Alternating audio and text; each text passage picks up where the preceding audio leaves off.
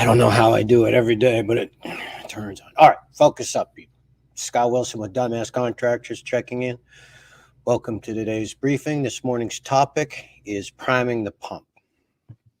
All right, I grew up in a rural area. A lot of people had farms and camps outside of town. One of my best friends, his parents had a farm up in Marlow, New Hampshire, and up on Stone Pond. We'd spent a lot of time up there. It was a rustic camp, to say the least. There was an outhouse, and in the kitchen, there was a hand pump. Now, when we get up there, setting up the cabin and setting up our campsite, there would be a jar of water on the shelf next to the pump. Now, that water was to prime the pump. You'd pour it down through the top. It would wet the seals in the pump, and then you could have water all day long.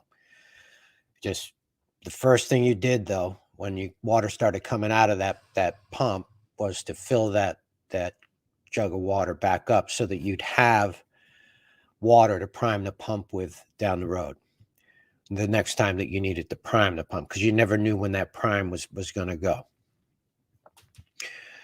Advertising is like priming the pump.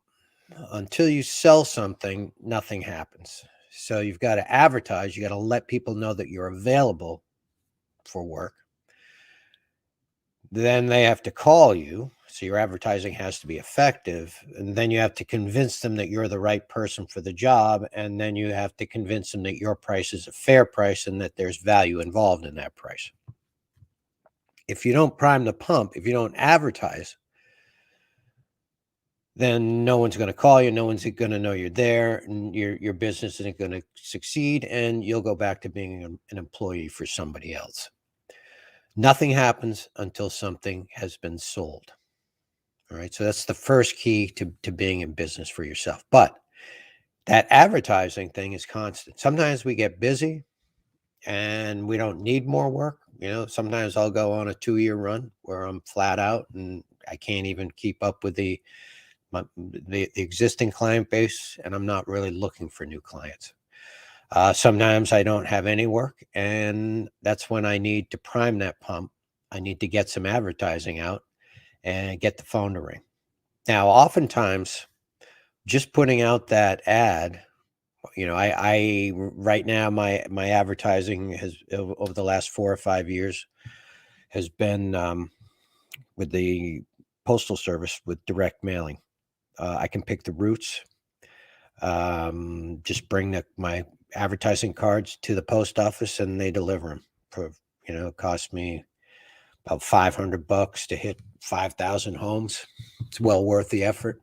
What I've found is that most of my clients get the flyer, and it's my existing client base that calls me up and says, I've been meaning to call you. Your flyer came through the mail today. I got a couple projects I want to do around the house. Or other clients will just call out of the blue, and when you put it out there, people will respond. And I want you to experiment with your advertising and what's the most effective way to prime the pump. But what I do is when I'm busy, I start setting aside some money for advertising because I know I'm going to get slow eventually. It's the nature of the beast. It's a boom and bust cycle.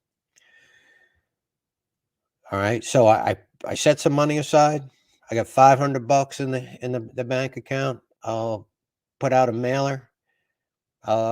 Usually, I think I averaged $35,000 to $40,000 worth of work out of a $500 mailing, and that led to more clients. And bigger projects and bathrooms and kitchens. You want to continually be building your client base. Some of your clients are going to die. Some of them are going to move away.